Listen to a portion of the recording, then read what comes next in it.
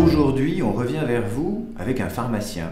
Et ouais, un pharmacien qui fait plus de pharmacie, il a plus de pharmacie, il est diplômé de l'ESCP, il est surtout aujourd'hui président du conseil représentatif des associations noires de France.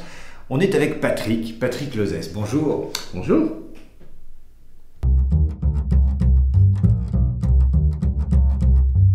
Si on doit dire quelques signes, c'est le recruteur qui n'est pas en empathie avec vous, le recruteur qui ne vous parle pas de ce pourquoi vous êtes venu, le recruteur qui est gêné, le recruteur qui est presque plus gêné que vous, le recruteur qui est plongé dans ses dossiers, celui qui ne lève pas les yeux, celui qui vous pose des questions complètement à côté, celui qui vous parle de votre famille, de la taille de votre fratrie, quelquefois, qui vous pose des questions sur votre religion, sur ce que vous mangez, sur toutes sortes de choses qu'on ne doit pas normalement voir en entretien.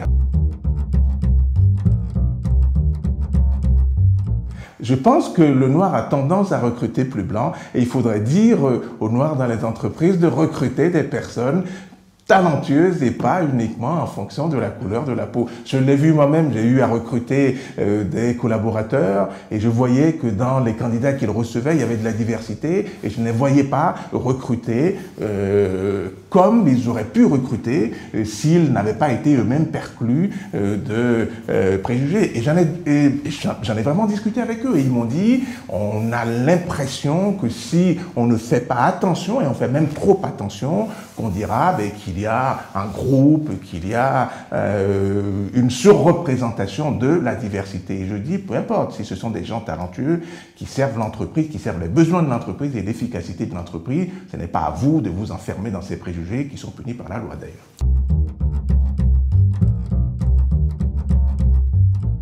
Ceux qui parlent du CV anonyme et qui pensent que c'est la clé pour tout, n'ont peut-être pas passé beaucoup d'entretiens de recrutement, parce que beaucoup se joue dans les quelques minutes, les quelques premières minutes.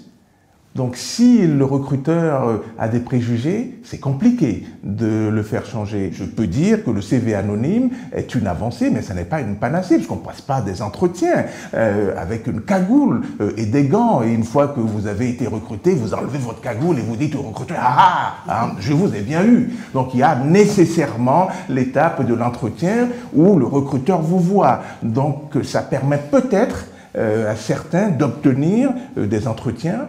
Mais je peux vous dire que si le recruteur n'a pas envie de vous recruter, eh bien, il a des moyens de ne pas vous recruter. Donc, CV anonyme, je suis extrêmement réservé.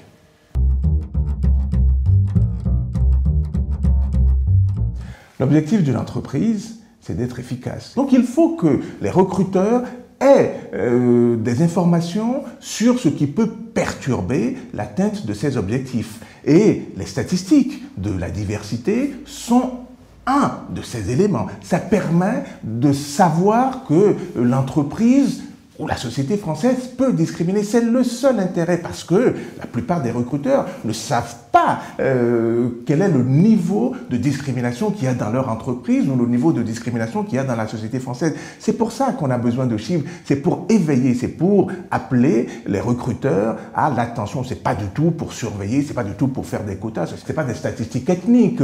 On ne désignerait pas certains individus en disant vous êtes ceci ou vous êtes cela. Ce sont des données qui sont anonymes et qui ne concernent aucune personne spécifiquement, mais qui permet à l'entreprise d'avoir des données et qui permet à la société française de se dire tiens, il y a un phénomène de discrimination, tiens, ça évolue. Donc il faut prendre cet outil comme un outil qui doit éveiller l'attention des recruteurs à des éléments dont ils ne se rendent peut-être pas compte.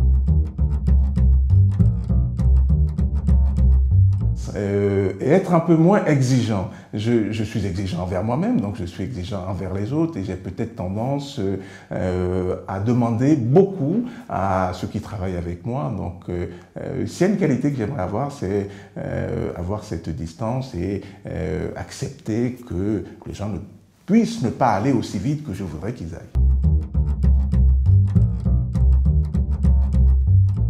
Celui de ne pas travailler. Je suis vraiment travailleur, je travaille tout le temps, je travaille beaucoup et j'aime ça. Et je suis prêt à faire beaucoup pour arriver au but que je me suis fixé. Je ne mégote pas mes efforts pour arriver aux objectifs. Vous n'êtes pas paresseux. Je ne suis pas paresseux du tout.